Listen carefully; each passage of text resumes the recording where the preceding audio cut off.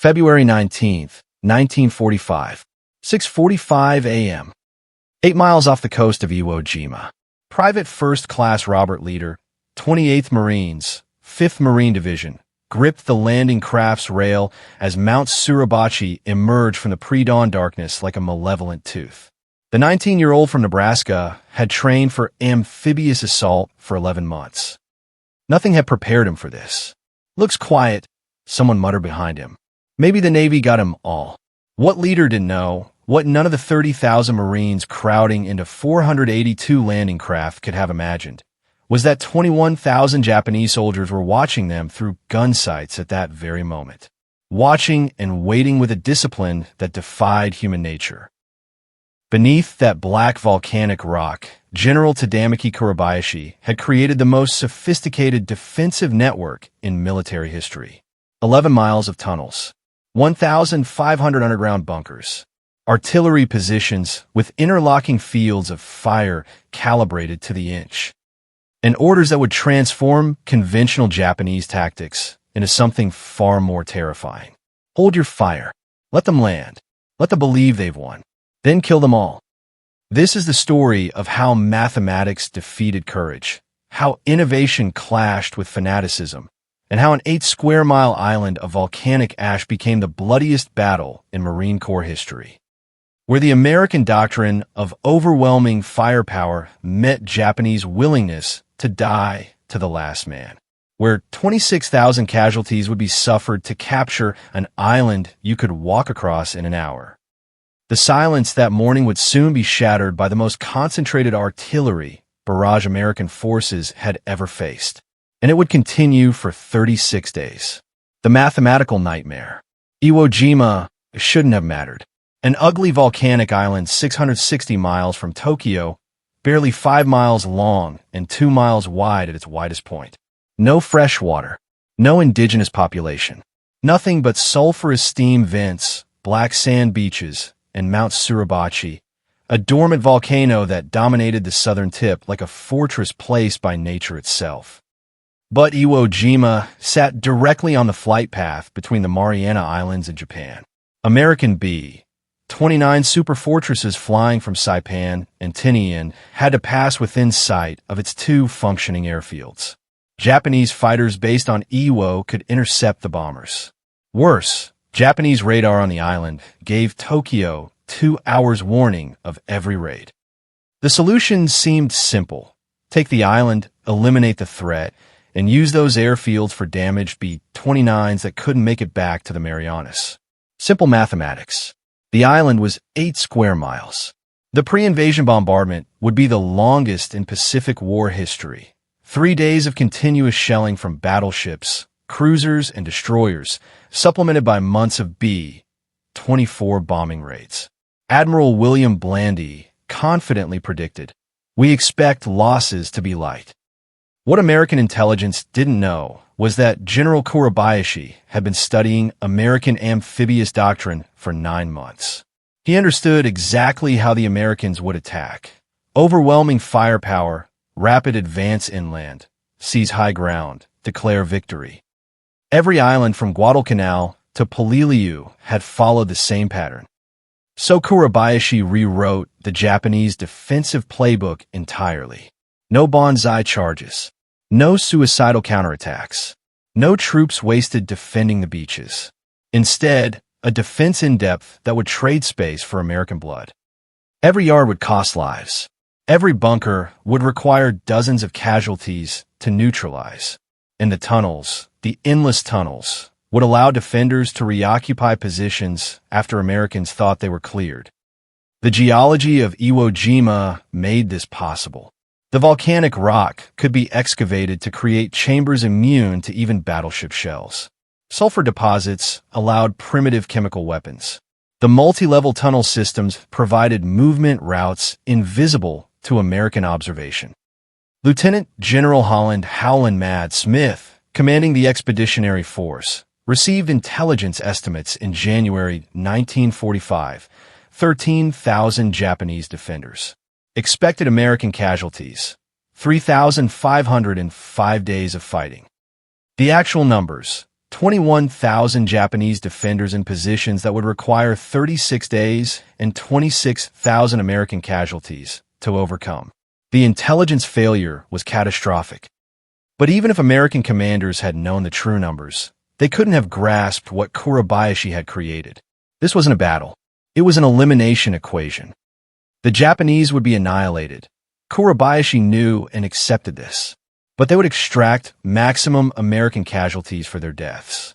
Industrial mathematics versus death mathematics. On February 16th, the bombardment began. Battleships USS Tennessee, Nevada, and Idaho moved to within 2,000 yards of shore, danger close, and fired point-blank into the island. 12 battleships, 5 cruisers, and dozens of destroyers pounded Iwo Jima with 14,000 shells in 3 days. Carrier aircraft dropped hundreds of bombs. Pilots reported the entire island appeared to be on fire. Naval officers congratulated each other. Nothing could have survived that. In his command bunker, 75 feet below the surface, General Kuribayashi checked his watch and waited. His orders to his men were explicit. We shall grasp bombs, charge enemy tanks, and destroy them. We shall infiltrate enemy lines and annihilate them. With every salvo, we will kill the enemy. Each man will make it his duty to kill 10 enemy soldiers. The mathematics were already in motion. February 20th dawned with a landscape of nightmare. The black beaches were littered with destroyed equipment, abandoned supplies, and bodies that recovery teams hadn't reached. The loose volcanic sand had been churned into a substance with the consistency of ash mixed with blood. The plan for Division 1 was straightforward. 28th Marines would isolate and capture Mount Suribachi. The remaining regiments would advance north across the island, capture Airfield No. 1, and push toward the unfinished Airfield No. 2. What actually happened demonstrated the fundamental miscalculation of American planning. Every single objective would take days instead of hours. Every pillbox would require dozens of casualties. And the Japanese tunnel system would turn cleared areas back into combat zones overnight. Colonel Harry, the Horse Liversedge, commanding 28th Marines, led 3,000 men toward Mount Suribachi. The mountain was barely 550 feet high, but Japanese engineers had transformed it into a fortress. The base was honeycombed with tunnels and firing positions. The slopes were steep volcanic rock with no cover. And Japanese artillery observers at the summit could call down fire on any American movement across the entire southern portion of the island. The advance towards Suribachi averaged 200 yards per day, not because Marines moved slowly. They were physically advancing, taking positions, securing bunkers. But every night, Japanese troops would emerge from tunnels behind American lines, reoccupy the same bunkers, and the fighting would start over the next morning. Sergeant Franklin Tallman, 28th Marines. We'd clear a bunker complex in the morning. Flamethrowers, satchel charges, grenades, the whole process. Bodies everywhere. Positions secured. We'd move forward. The next morning, we'd start taking fire from the same goddamn bunker. They'd come back through tunnels during the night. We'd have to kill them all over again. It was like fighting ghosts. The flamethrower satchel charge tank combination became the only effective tactic. A Sherman tank would suppress a bunker with 75 millimeters fire. Infantry would advance behind the tank. A Marine with a flamethrower would spray burning napalm into the firing aperture. Another Marine would throw satchel charges, 20 pounds of explosives, into the bunker opening. Often, the bunker would explode, killing everyone inside. But just as often, the bunker had multiple levels, and Japanese defenders would emerge from lower chambers to continue fighting.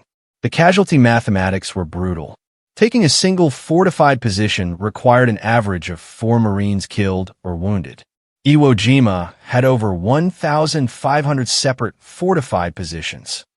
Meanwhile, the drive across the island toward Airfield No. 1 encountered a killing field that Marines would name the Meat Grinder, a complex of fortified hills, bunkers, and tunnels northeast of the airfield.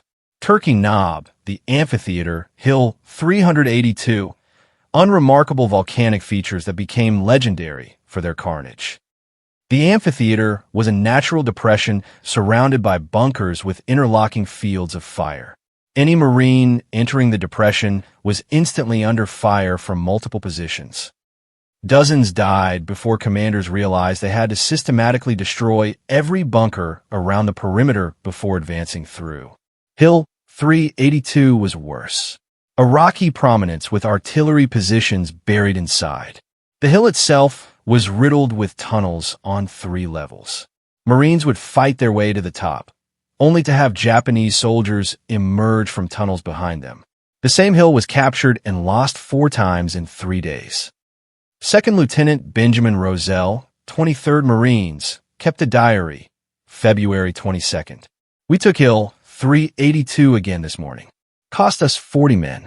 By afternoon, Japs were back in the same positions. Started over from scratch. I have 27 men left out of 42 in my platoon. We've been here 3 days. How much longer? The answer would be 33 more days.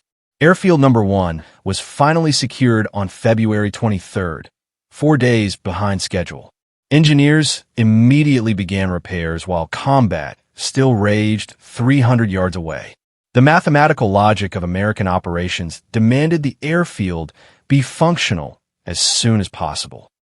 Japanese artillery continued to shell the runway, killing engineers and destroying equipment, but work continued around the clock. On March 4th, a damaged B-29 named Dynamite made an emergency landing on the still incomplete runway, becoming the first of 2,251 emergency landings that would be made on Iwo Jima before war's end. Those landings would save approximately 27,000 American aircrew lives, more than the number of Marines who would fight on the island. But that was in the future. In late February, the only mathematics that mattered were casualty rates. By February 25th, D+6, American casualties exceeded 8,000, that entire companies had been reduced to 40 to 50 effectives. Rifle platoons that should have 45 men were operating with 15. And still the Japanese fought from positions that seemed inexhaustible. The first wave hit the beaches at 9 a.m. exactly. 8 battalions, 9,000 Marines, landed in 45 minutes across 7 color-coded beach sections on the southeast shore. Landing craft churned across calm water. No opposition, no artillery, no machine gun fire. Private Leader's boots hit the black sand and immediately sank to his ankles. The volcanic ash was unlike anything in training. It wasn't sand. It was loose volcanic cinder that swallowed feet with every step. Men struggled forward, carrying 60-pound packs and material that made walking feel like climbing stairs in deep snow. "Keep moving," sergeants yelled. "Off the beach. Get inland. The terraces." That's what complicated everything immediately. Iwo Jima's beaches didn't slope gradually like normal Pacific islands. Instead, volcanic action had created 15-foot terraces of loose ash. Impossible to climb quickly. Vehicles bogged down immediately. Tanks couldn't get traction. The careful landing schedules dissolved into chaos as follow-on waves piled up on beaches where the initial assault was still struggling to advance 50 yards. 20 minutes after the first wave landed, the mathematics of death began. Japanese artillery observers on Mount Suribachi and fortified positions to the north had spent those 20 minutes carefully noting where American forces were concentrated. The pre-registered coordinates, calculated over months, were perfect. Every yard of beach was covered by at least 3 artillery pieces. Many positions had interlocking fire from 6 or more guns. At 9:20 a.m., General Kuribayashi gave the order. The barrage that followed was unlike anything American forces had experienced in the Pacific. This wasn't opportunistic fire. This was systematic annihilation. Heavy artillery, mortars, rockets, and machine guns opened fire simultaneously from positions American bombardment hadn't touched. The fortifications were engineering marvels. Bunkers with 3-foot-thick reinforced concrete roofs buried under 30 feet of volcanic rock. Artillery pieces in caves with multiple firing apertures. Fire from one opening. Roll the gun back through tunnels. Fire from another position hundreds of yards away. Americans would call in naval gunfire on one position, watch it get obliterated, then receive fire from the same gun shooting from a different location minutes later. Corporal Edward Hartman, 23rd Marines. The whole beach erupted, shells landing everywhere. You couldn't see through the black sand kicked up by explosions. Men were just disappearing, their 1 second, gone the next. The noise was beyond anything I'd experienced. Continuous thunder. You couldn't think, could barely function. Just try to find any depression in the ground and press yourself into it. The casualty rate was immediate and catastrophic. Within the first hour, 2,500 Marines were dead or wounded, nearly 30% of the assault force. Medical corpsmen worked frantically, but the loose volcanic sand made it nearly impossible to treat wounds. Every stretcher required 4 men to carry because the bearers sank into the ash with every step. And still they came, wave after wave of landing craft, disgorging Marines into the killing zone. The amphibious doctrine required getting forces ashore quickly before Japanese reinforcements could arrive. But there were no reinforcements coming. Every Japanese soldier was already in position and waiting. By 11 a.m., 30,000 Marines were crowded on beaches barely 500 yards deep. They'd advanced only 200 yards inland in some places. The landing plan called for seizing the first airfield by day's end and reaching the base of Mount Suribachi. Neither objective would be achieved. The Japanese defensive positions revealed themselves slowly and terribly. A Marine platoon would advance toward what appeared to be empty ground. Suddenly, machine gun fire from a bunker they'd walked past 10 minutes earlier. The bunker had been bypassed deliberately. Japanese defenders waited until Americans were in a kill zone, then opened fire from behind. Flamethrower teams became the most valuable and most endangered men on the beach. The only way to neutralize bunkers was to get a Marine with a flamethrower close enough to shoot burning fuel through the firing aperture. This required crossing open ground under direct machine gun fire. The average life expectancy of a flamethrower operator on Iwo Jima was measured in minutes. Private Richard Klatt, flamethrower operator, 27th Marines. You knew you were dead the second you fired. The flame gave away your position to every Japanese soldier within 500 yards. You'd burn out one bunker and immediately start taking fire from 3 others. I went through 7 assistants in 4 days. They all got killed carrying fuel tanks for me. I still don't know how I survived. By nightfall on D-Day, the Marines had established a precarious foothold. Casualties, 2,400 including 500 dead. The beachhead was barely 1,000 yards deep at its furthest point. Mount Suribachi loomed over them, still untouched, its slopes concealing artillery that had killed hundreds. In his command bunker, General Kuribayashi reviewed the day's reports. American casualties, acceptable. Japanese casualties, minimal, perhaps 150 dead, most from naval gunfire. His strategy was working perfectly. He composed his evening report to Tokyo. The enemy's bombardment from sea and air is very severe, particularly the bombardment from the sea. I am communicating this message underground. The strength of the enemy is overwhelming. However, my officers and men are in high spirits. What he didn't report, he expected to be dead within a month. Every man under his command expected the same. But they would make the Americans pay in blood for every foot of volcanic rock.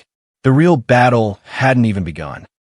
February 20th dawned with a landscape of nightmare. The black beaches were littered with destroyed equipment, abandoned supplies, and bodies that recovery teams hadn't reached. The loose volcanic sand had been churned into a substance with the consistency of ash mixed with blood. The plan for Division 1 was straightforward. 28th Marines would isolate and capture Mount Suribachi. The remaining regiments would advance north across the island, capture Airfield No. 1, and push toward the unfinished Airfield No. 2. What actually happened demonstrated the fundamental miscalculation of American planning. Every single objective would take days instead of hours.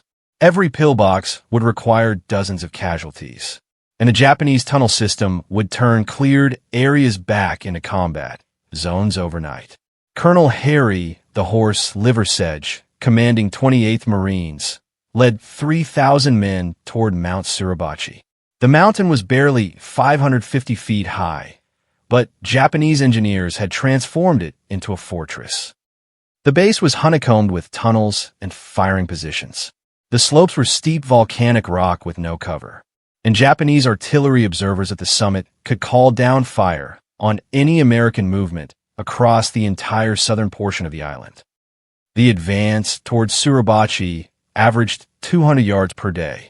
Not because Marines moved slowly, they were physically advancing, taking positions, securing bunkers. But every night, Japanese troops would emerge from tunnels behind American lines, reoccupy the same bunkers, and the fighting would start over the next morning. Sergeant Franklin Tallman, 28th Marines, we'd clear a bunker complex in the morning. Flamethrowers, satchel charges, grenades, the whole process. Bodies everywhere. Positions secured. We'd move forward. The next morning, we'd start taking fire from the same goddamn bunker. They'd come back through tunnels during the night. We'd have to kill them all over again. It was like fighting ghosts. The flamethrower satchel charge tank combination became the only effective tactic. A Sherman tank would suppress a bunker with 75 millimeters fire. Infantry would advance behind the tank. A Marine with a flamethrower would spray burning napalm into the firing aperture.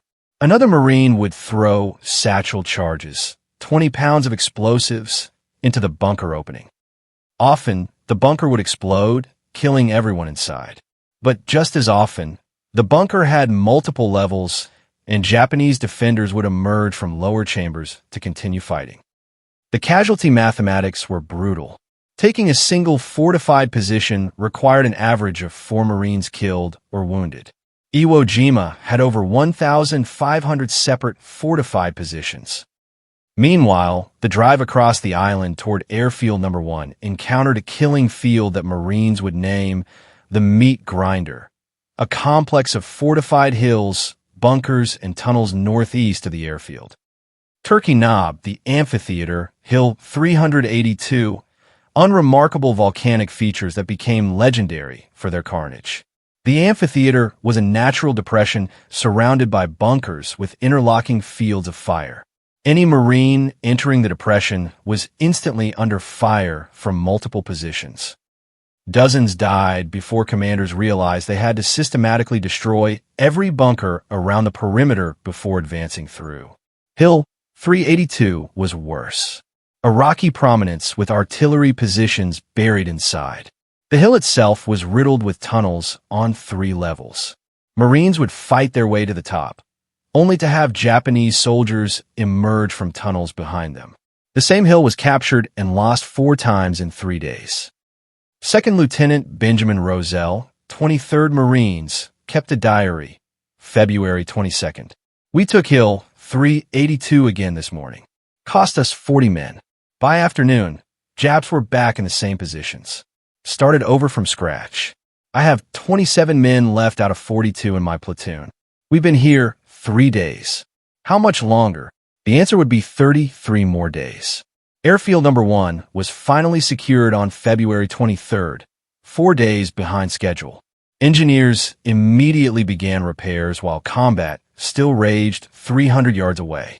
The mathematical logic of American operations demanded the airfield be functional as soon as possible. Japanese artillery continued to shell the runway, killing engineers and destroying equipment, but work continued around the clock. On March 4th, a damaged B-29 named Dynamite made an emergency landing on the still incomplete runway, becoming the first of 2,251 emergency landings that would be made on Iwo Jima before war's end. Those landings would save approximately 27,000 American aircrew lives, more than the number of Marines who would fight on the island. But that was in the future. In late February, the only mathematics that mattered were casualty rates. By February 25th, Division 6, American casualties exceeded 8,000. Entire companies had been reduced to 40 to 50 effectives. Rifle platoons that should have 45 men were operating with 15. And still the Japanese fought from positions that seemed inexhaustible. While the main assault ground forward at hideous cost, the 28th Marines had finally fought their way to the base of Mount Suribachi.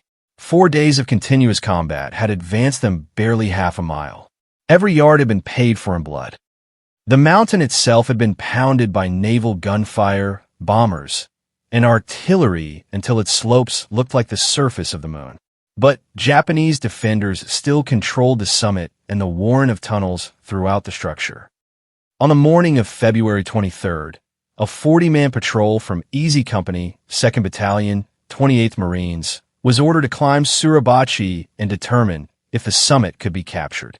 Lieutenant Harold Schreier led the patrol, carrying a small American flag with orders to plant it if they reached the top.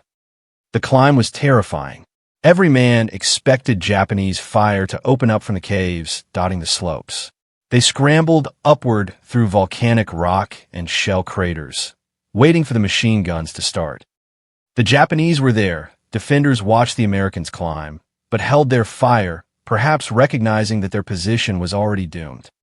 At 10:20 a.m., the patrol reached the summit. In the wreckage of Japanese installations, they found a 20-foot length of pipe. The small flag was attached and raised. Across the entire southern end of the island, thousands of Marines and sailors saw the flag go up and erupted in cheers. Ships offshore blew their whistles. The sound was deafening, weeks of suppressed emotion released in a moment of pure triumph. 3 hours later, a second, larger flag, 8 feet by 4.8 feet, was carried to the summit. Associated Press photographer Joe Rosenthal, who had missed the first flag raising, positioned himself as 6 Marines raised the larger flag. His photograph would become the most famous image of World War II. But the flag raising didn't end the battle for Suribachi. Japanese defenders in the mountain's tunnels continued fighting for 3 more days. Flamethrower teams methodically cleared 165 separate bunkers and cave positions. Of the estimated 1,500 Japanese troops defending Suribachi, only 27 were captured alive. The rest fought until killed or committed suicide. Of the 6 Marines in Rosenthal's photograph, 3 would be dead within days. Michael Strank, killed by artillery fire on March 1st. Franklin Sousley, killed by machine gun fire on March 21st. Harlan Block, killed by mortar fire on March 1st. The flag represented hope that perhaps the battle was turning, but the bloodiest fighting still lay ahead. With Suribachi secured and Airfield No. 1 operational, American forces turned north toward the rest of the island. The terrain got progressively worse. A lunar landscape of rocky ridges, ravines, and volcanic outcroppings that provided perfect defensive positions. General Kuribayashi had concentrated his main defensive positions in the northern sector. Here, the tunnel system reached its greatest sophistication, bunkers connected by tunnels on 5 different levels, some as deep as 90 feet. Artillery pieces could be rolled between positions on underground rail systems. Hospital chambers, ammunition magazines, barracks, and command centers, all underground, all nearly invulnerable to American firepower. The advance north became a savage, yard-by-yard progression. Regiments were reorganized multiple times as casualties depleted units. Companies with 50 effectives were merged with other understrength companies. Battalions that should have numbered 900 men fielded 400. And still the Japanese fought from positions that seemed limitless. Sergeant Ross Franklin, 21st Marines. You'd advance 50 yards in a day. 50 yards cost you maybe 20 men. You'd dig in at night, knowing that tomorrow you'd advance another 50 yards and lose another 20 men. The mathematics were simple and horrifying. We knew exactly what the next day would cost, and we knew we couldn't stop. The Japanese tactics evolved to maximize American casualties.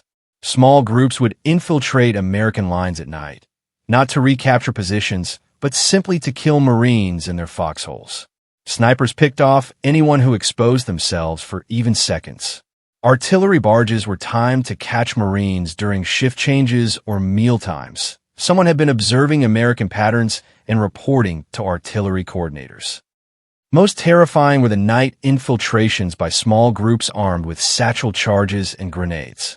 They would crawl to American positions, throw grenades into foxholes, and disappear before a response could be organized. Marines learned to sleep in shifts, with one man always awake, but exhaustion made everyone vulnerable. The tunnel system created impossible tactical problems. Marines would clear a bunker complex, mark it as secured, and move forward. Hours later, Japanese troops would emerge from hidden tunnel entrances and attack from behind. Some tunnel entrances were so well concealed that they weren't discovered until after the battle ended. Combat engineers became crucial to the advance. They developed techniques to systematically destroy tunnel systems, pump gasoline into entrances and ignite it, pump seawater to flood lower levels, demolish entrances with satchel charges, seal chambers with explosives. But with 11 miles of tunnels, destruction was never complete. By March 1st, D+10, American casualties exceeded 13,000. The original landing force had essentially been replaced with reinforcements. Some units had sustained 75% casualties, and Japanese resistance showed no signs of weakening. The fighting devolved into small unit actions of incredible brutality. Squads would spend entire days fighting for a single bunker complex. Close-quarter combat with grenades, bayonets, and knives. The flamethrower remained the most effective weapon, but crews had to be constantly rotated as operators were killed or wounded. Private Russell Wilson, 3rd Marines, described a typical action. 7 of us assaulted a bunker complex. Machine gun fire from 3 positions. We couldn't advance, couldn't retreat. So we just kept throwing grenades for 2 hours. Used up every grenade in the squad. Finally got close enough for Jimmy to use his flamethrower. He got hit the second he fired, but managed to burn out the first bunker. The next bunker killed him. Took us 4 more hours to eliminate the complex. When we finally got inside, we found 23 Japanese bodies. It cost us 3 dead and 4 wounded to kill 23 men in an area the size of a living room. That mathematics multiplied across 1,500 offensive positions created casualty figures that shocked even hardened combat commanders. By mid-March, the end was mathematically certain, but still murderously distant. Japanese defenders had been compressed into the northern tip of the island, an area perhaps 1 square mile, but their resistance remained fanatical. General Kuribayashi, still alive in his command bunker, continued coordinating defensive efforts with remarkable tactical skill. American strategy shifted to systematic annihilation. Artillery and naval gunfire would pound a section of Japanese positions for hours. Aircraft would drop napalm. Tanks would advance, firing point blank. Only then would infantry move in to complete destruction with flamethrowers and demolitions.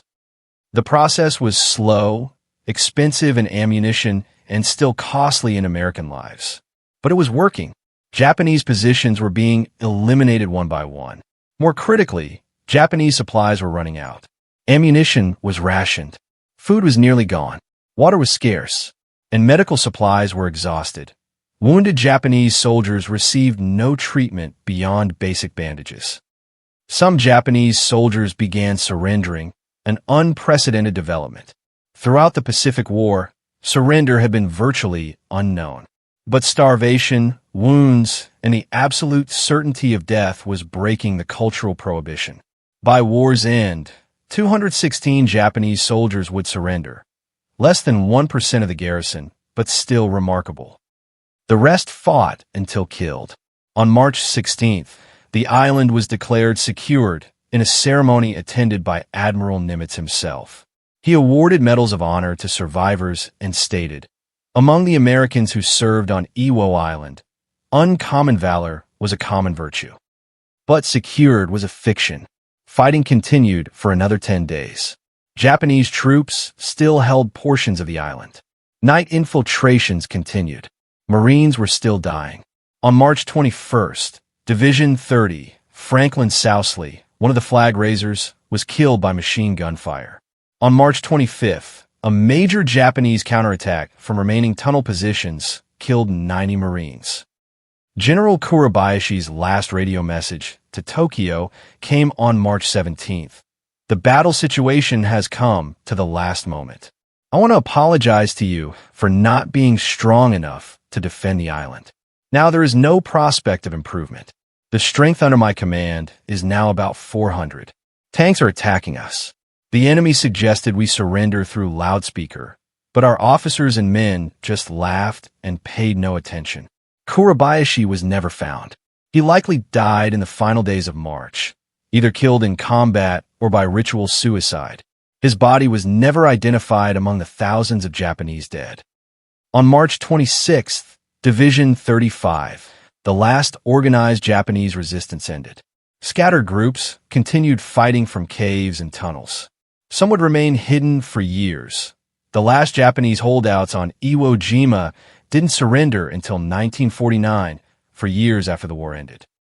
The final statistics of Iwo Jima defy comprehension. American casualties, 26,038 total. 6,821 killed in action. 19,217 wounded. Some units suffered over 75% casualties. Japanese casualties, approximately 20,900 killed. 216 captured. The garrison was annihilated. American Medal of Honor awards, 27, more than 1/5 of the 82 Marine Medals of Honor awarded in all of World War II.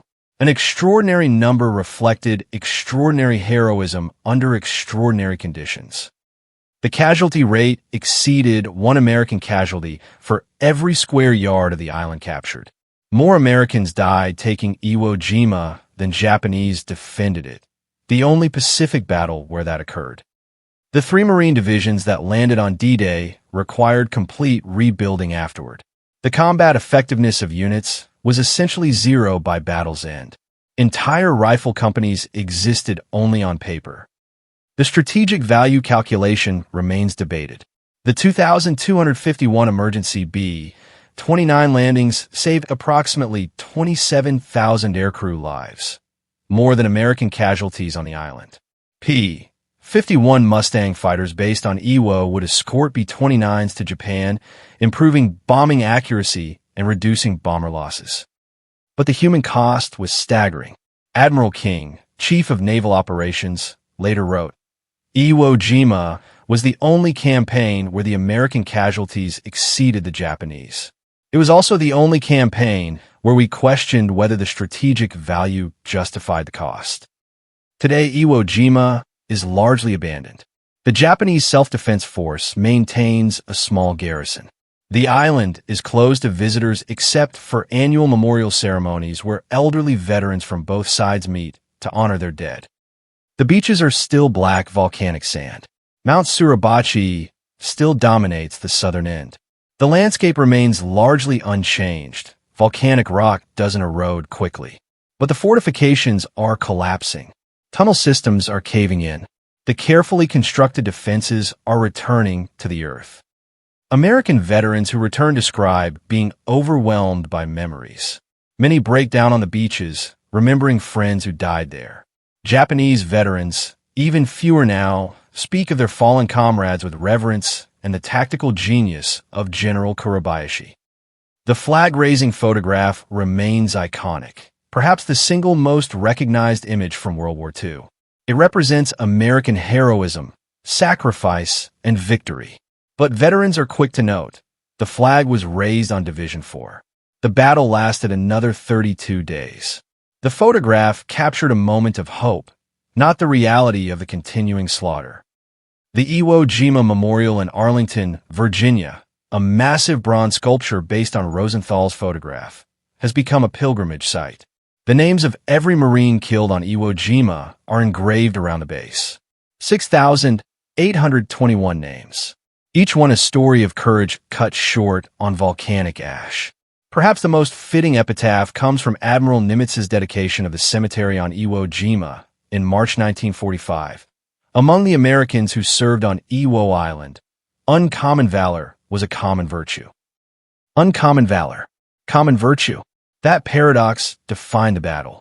Heroism so routine it became normal. Sacrifice so continuous it became expected. Courage so universal it ceased to be remarkable except in its totality. The Marines landed on Iwo Jima, believing they would take it in 5 days at the cost of 3,500 casualties. They captured it in 36 days at the cost of 26,000 casualties. The mathematics were wrong. The courage was not. And on that 8-square-mile island of volcanic ash and blood, the price of victory was measured not in strategic importance or tactical advantage, but in the irreplaceable cost of American lives. Each one uncommon. Each one common. Each one remembered.